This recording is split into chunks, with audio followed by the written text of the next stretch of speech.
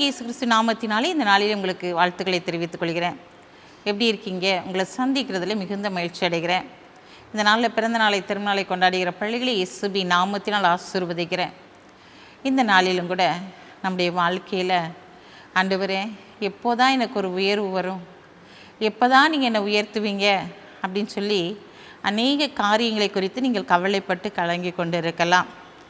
எல்லாருக்கும் நான் அற்பமாக தானே தோன்றேன், என்ன ஆண்டவர் உயர்த்த மாட்டாரா என்று சொல்லி நீங்கள் ஏங்கி தவிக்கிறவர்களாக இருக்கலாம். ஆண்டவர் இன்றைக்கு உங்களுடைய வாழ்க்கை தரத்தை உயர்த்துகிறேன் என்று சொல்லி கடந்து வந்திருக்கிறார். மகனே மகளே, உன் வாழ்க்கை தரம் உயரப்போகிறது. எந்த இடத்துலலாம் நீ அற்பமாக எண்ணப்பட்டாயோ, எந்த இடத்துலலாம் சாதாரணமாக இவனை நினைத்தார்களோ அவர்கள் மத்தியில் உன் வாழ்க்கை தரத்தை நான் உயர்த்தப் போகிறேன் என்று சொல்கிறார். வாசிக்கிறேன் கேளுங்க. யோவான் 2ஆம் அதிகாரம் 10ஆம் வசனம். எந்த மனுஷனும் முன்பு நல்ல திராட்சை ரசத்தை கொடுத்து ஜனங்கள் திருப்தி அடைந்த பின்பு ருசி குறைந்ததை கொடுப்பான், நீரோ நல்ல ரசத்தை இதுவரைக்கும் வைத்திருந்தீரே என்றார்.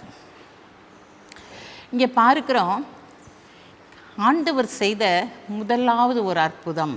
ஆண்டவர் இந்த இடத்துல 6 கற்சாடிகளை தண்ணீரால் நிரப்பி அதை திராட்சை ரசமாய் மாற்றினார்.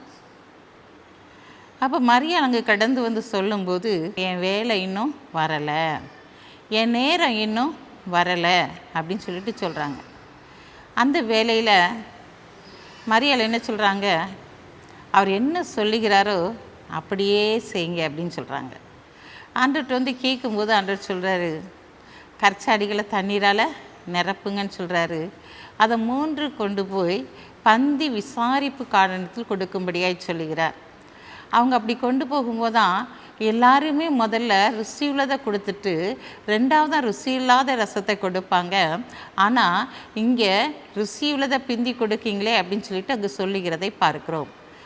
பிரியமான சகோதரனே சகோதரியே, உன் வாழ்க்கை தரம் உயரப்போகிறது. இவ்வளவு நாட்களும் அது வெளியே வைக்கப்பட்ட கற்சாடி தான், அது சாதாரண தண்ணீர் தான். எப்படி திராட்சை ரசமாய் மாறினதோ அதுபோல் உன் வாழ்க்கை தரத்தை அவர் ருசியுள்ளதாய் மாற்றும்படியாய் கடந்து வந்திருக்கிறார்.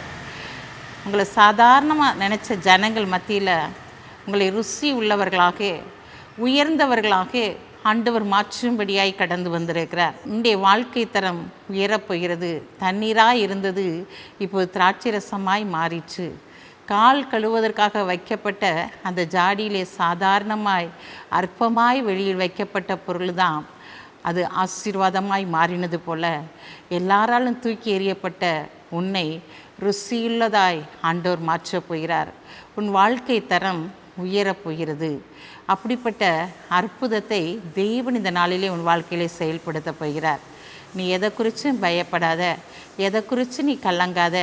தேவன் உன்னோடு கூட இருந்து உன் வாழ்க்கை தரத்தை எப்படி தண்ணீர் திராட்சை ரசமாய் மாறினதோ அதுபோல் உன் வாழ்க்கையை மாற்றி அவர் ஆசீர்வதிப்பார்.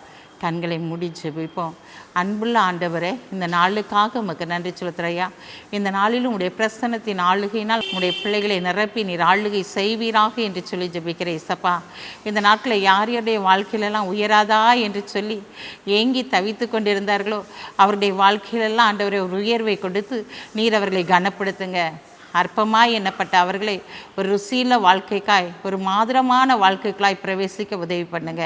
இந்த நாளில் பிறந்த நாளை திருநாளை கொண்டாடுகிற பிள்ளைகளை இயேசுவின் நாமத்தினால் ஆசீர்வதித்து ஜெபிக்கிறேன். இசப்பா, அப்பா, இந்த நாளில் பயப்படாத, நான் உனக்கு துணை இருக்கிற வார்த்தையின்படி ஆண்டவரே துணை நின்று பெரிய காரியங்களை செய்யுங்க. இயேசுவின் நாமத்தில் ஜெபிக்கிற நல்ல பிதாவே, ஆமென்.